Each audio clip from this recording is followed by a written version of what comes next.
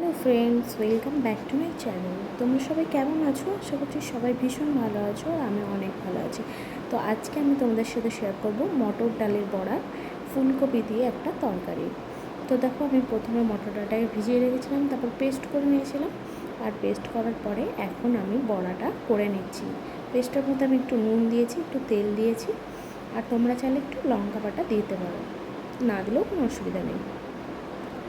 তো অনেকেই খায়, ছোটো বাচ্চারা, তো লঙ্কা দিলে প্রবলেম হতে পারে, তো তাই জন্য তোমরা সিম্পল করতে পারো। মটর ডালটাকে ভিজিয়ে নেবে, ভিজিয়ে পেস্ট করে নেবে, একটু নুন দিয়ে দেবে, একটু তেল দিয়ে দেবে, দিয়ে বড়া মেখে নেবে ভালো করে। মেখে নেওয়ার পরে ওটা বড়া করে নেবে। দেখো আমার বড়াগুলো কতটা সুন্দর হয়েছে।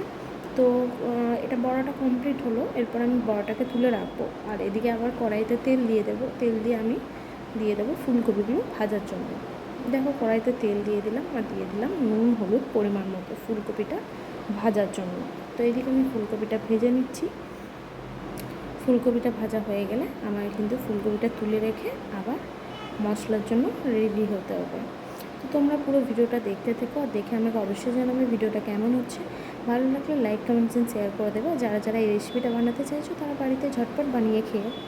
আর দেখো, এদিকে আমি দিয়ে দিলাম জিরে, তেজপাতা আর লঙ্কা আর গোটা গরম মশলা দিয়ে দিলাম। এটা আমি একটু ভেজে নিচ্ছি। ভেজে নেওয়ার পর আমি দিয়ে দিলাম পেঁয়াজ কুচি।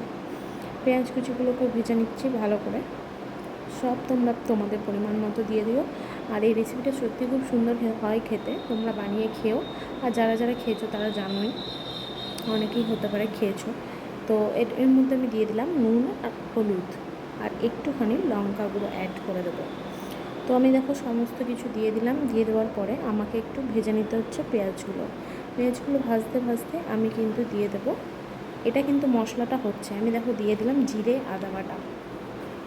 জিরে আদা বাটাটা আমি দিয়ে দিলাম। এরপরে ভালো করে ভাজাটা করে নিতে হবে। আর এদিকে দিলাম টমেটো বাটা। আমি এখন টমেটো বাটাই দিই। তো দেখো, এগুলোকে ভালো করে ভেজে নিচ্ছে। আর এদিকে দিয়ে দিলাম একটু জিরে গুঁড়ো আর একটু ধনে গুঁড়ো। জিরে আর ধনে দিয়ে দিলাম, খাবারের টেস্টটা অনেকগুণ বেড়ে যায়। আর তারপর আমি দিয়ে দিলাম ভেজে রাখা ফুলকপিগুলো। ফুলকপি দিয়ে মশলাটাকে কিন্তু ভালো করে ভেজে নিতে হবে। আর ভালো করে ভেজে নেওয়ার পরে আমাকে কিন্তু বড়াগুলো দিতে হবে। তো আমাকে এটা ভালো করে ভেজে নিতে হচ্ছে। ভেজে নেওয়ার পরে দেখো, আমি এর মধ্যে আলু অ্যাড করব।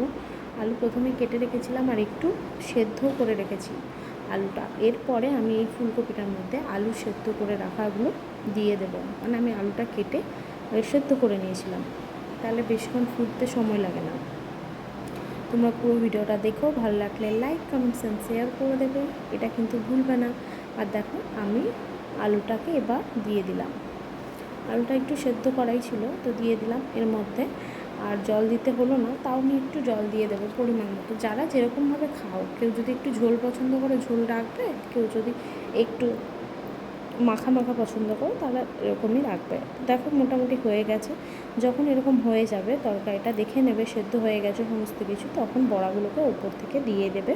দিয়ে একটুখানি ফুটতে দেবে। ফুটতে দেওয়া হয়ে গেলে রেডি বড়ার তরকারি। আর ওপর থেকে দিয়ে দেবে ধনেপাতা। তো সবাই ভালো থেকো, সুস্থ থেকো, আর দেখা হচ্ছে পরের ভিডিও।